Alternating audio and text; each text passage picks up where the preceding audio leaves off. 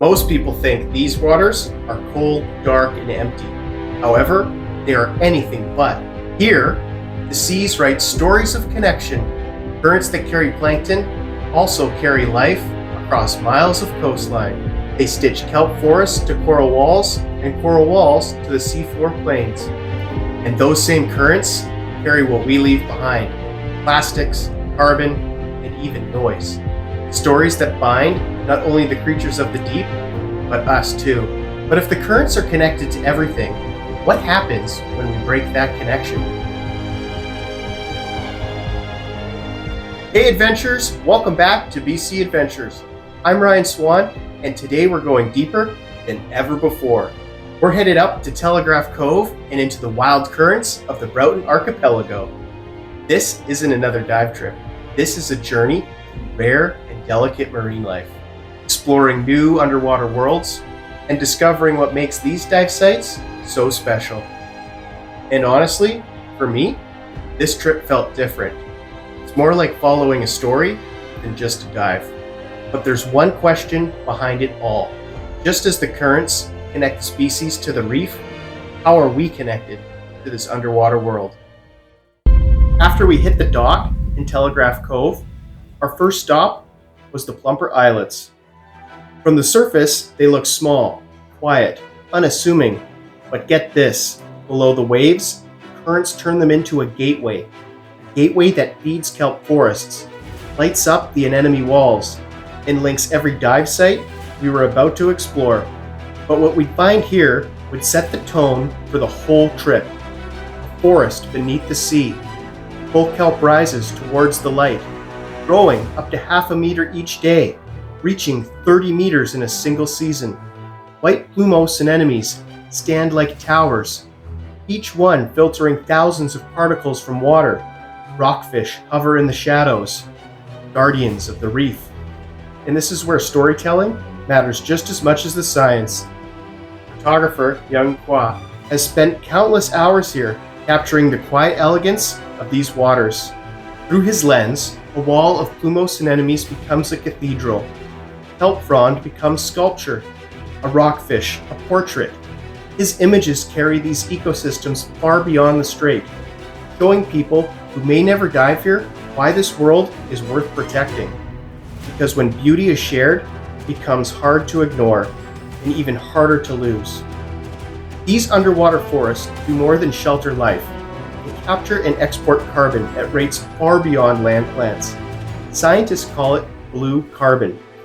Protect the kelp, protect the anemones, and we protect the very systems that regulate our climate and feed our seas. And then, the walls. Basket stars stretch into the current, arms branching again and again, weaving living nets half a meter across. Nearby, cloud sponge looms, glass skeleton, centuries in the making. A raspberry hydroid clings to the rock, and from it feeds pomegranate nudibranch, precise, relentless. Clown dorid hunts bryozoans, and the orange peel nudibranch, massive, alien, grazes on soft corals, linking the wall to the plain below. At first glance, basket stars look fragile, like lace in the water. But when the current builds, they don't retreat. They climb higher, unfurl wider, and let the tide feed them. Storms, surges, turbulence, that would drive most creatures to hide. These stars turn into banquets. And in these waters, survival doesn't mean resisting the current. It means thriving inside it. One careless fin, one fishing line, and years of growth are undone. Cloud sponges grow just centimeters a year, yet they can live for centuries. And nudibranchs depend on highly specific prey. Remove one, and the chain collapses. Balance here is razor thin, and every action echoes for centuries. The wall ends. Darkness spreads. And then, lamps in the gloom. A field of sea pens, swaying like sentinels. Startled, they glow. They root the soft sediment, turning barren ground into habitat. Shrimp, brittle stars, and even fish larvae all depend on the quiet presence.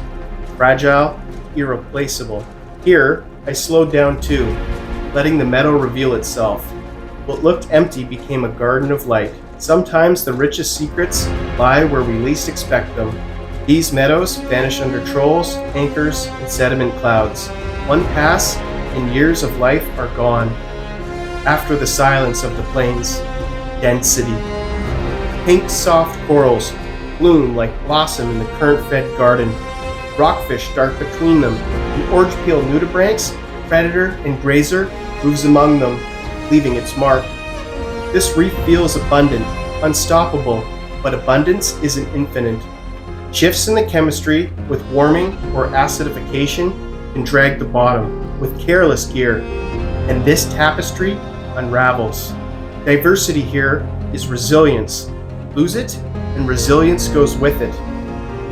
If you're enjoying BC Adventures and want to support what we do, let us know in the comments and share it with a friend so more people can dive in with us. Current connects kelp to walls, walls to meadows, basket stars to plankton, nudibranchs to their prey, and us, all of it. What we ultimately put in these waters, pollution, flows through it. Plastics, carbon, noise. What we take from it, fish, stability, balance, flows back through the same currents that sustain this world. But this isn't just a story of loss, it's a story of care. Photographer young Kuah shares the quiet beauty through his lens, inspiring protection.